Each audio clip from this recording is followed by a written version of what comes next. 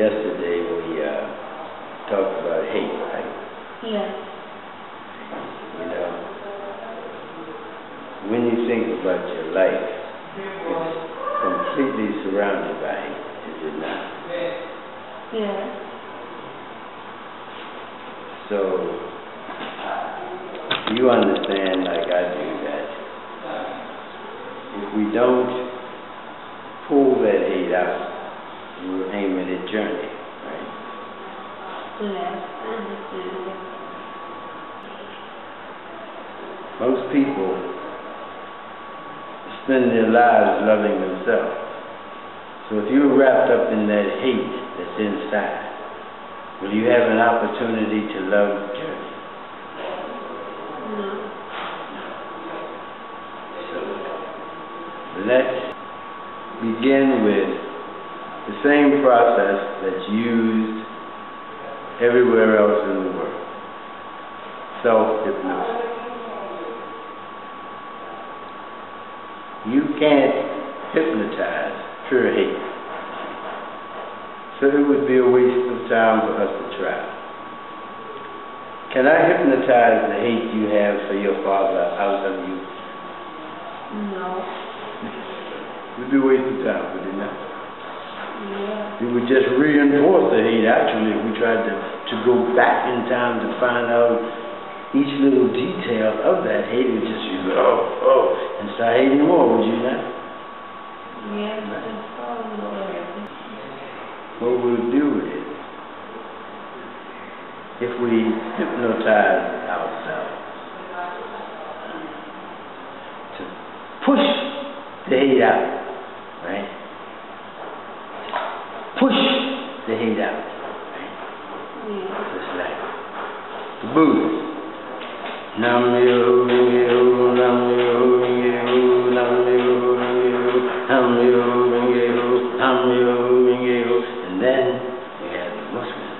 Allahu Akbar, Allahu Akbar, Allah is great, Allah is great, Allah is great, Allah is great, Allah is great.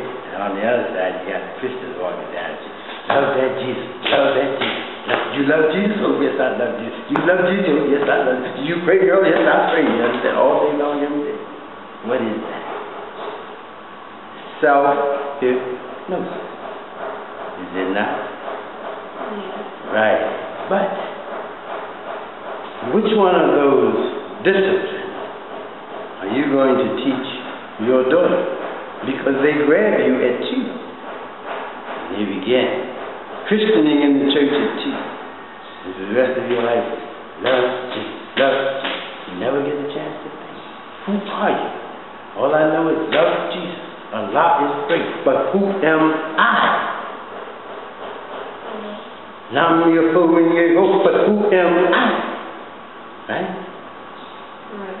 Now, when you find out who you are, what do you do?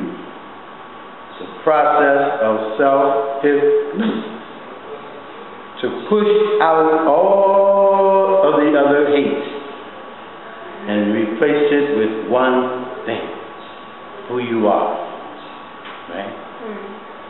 So let's go find out. Now, do you trust Jesus? No. Why? No. Well,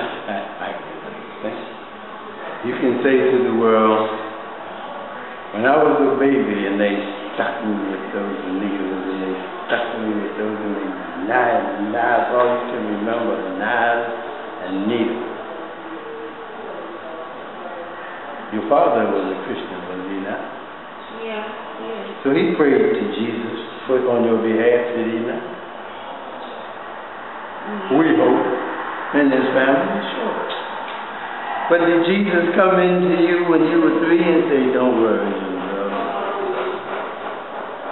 No. That's why I What about Allah?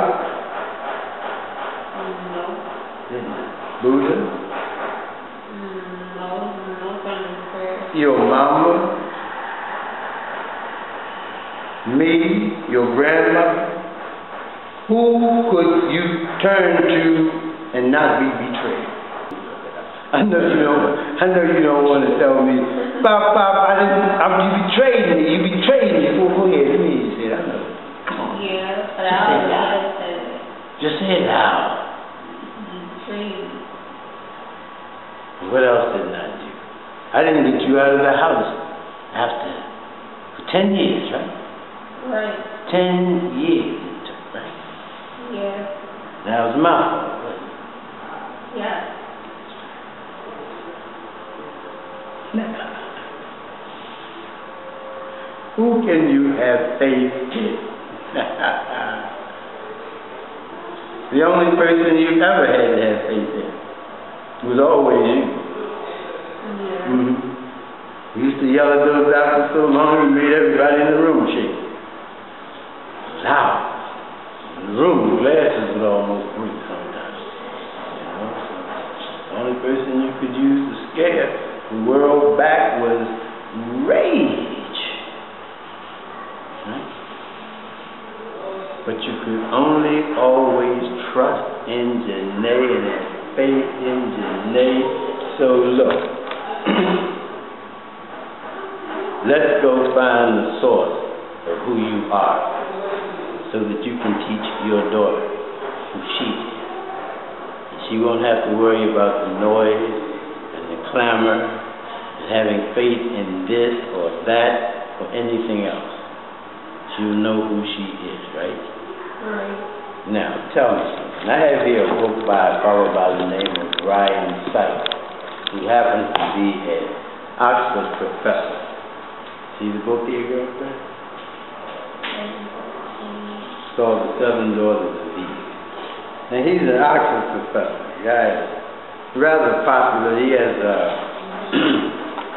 YouTube videos explaining this book. So, this is not having faith in anything or anyone. This is a geneticist who has traced down the genes of mankind. And in the genetic history of mankind is who we are and what we are. Can you accept that? Yes.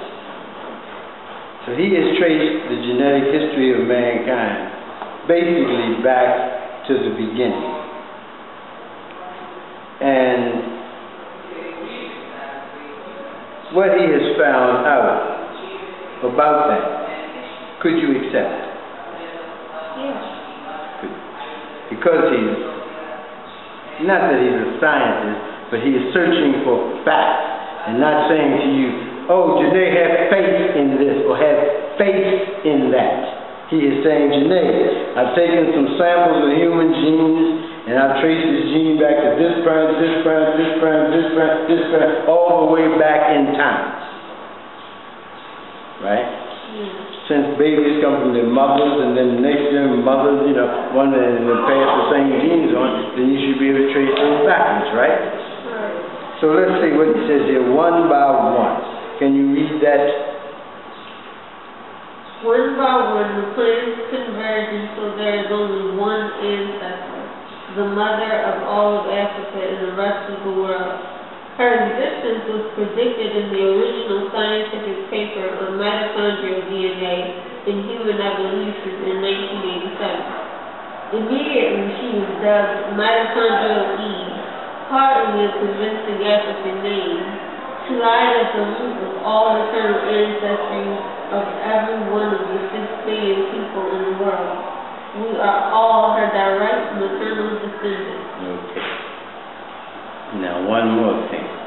This for our purposes we need only. For our purposes we need only to go back in time as far as mitochondrial Eve.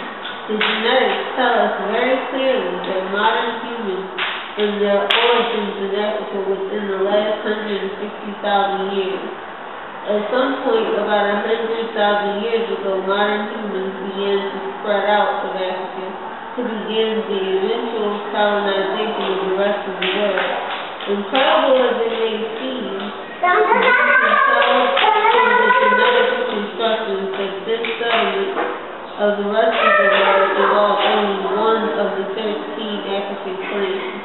It could not have been a massive movement of people. Had believed that thousands of people moved out, then it would follow that several African clans would have been found in the gene pool of the rest of the world. But that is not the case. Only one clan, which I have called the clan of Lara, was involved. It is theoretically possible that the mitochondrial DNA evidence that only one modern human female, one woman, left Africa, and that from this woman all of us and the rest of the world can claim direct maternal descent. All the evidence points to the Near East as the jumping off point for the colonization of the rest of the world by modern humans. Now, what is that saying to you, basically? Is one woman? One woman? One woman. Yeah. And it says 13 tribes, but only one of the tribes left.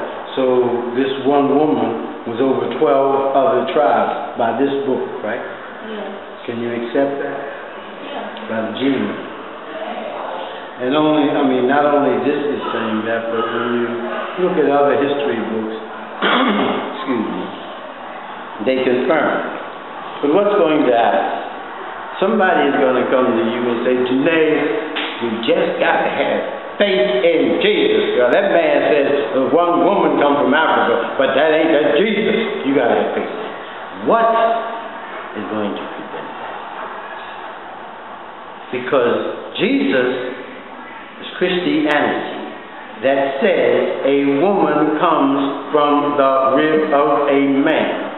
Is that what you're going to teach your daughter after knowing that, oh, wait a minute, now this guy says that an African mother was first, so there's a clash of truths somewhere. So how do you find the result of the true answer?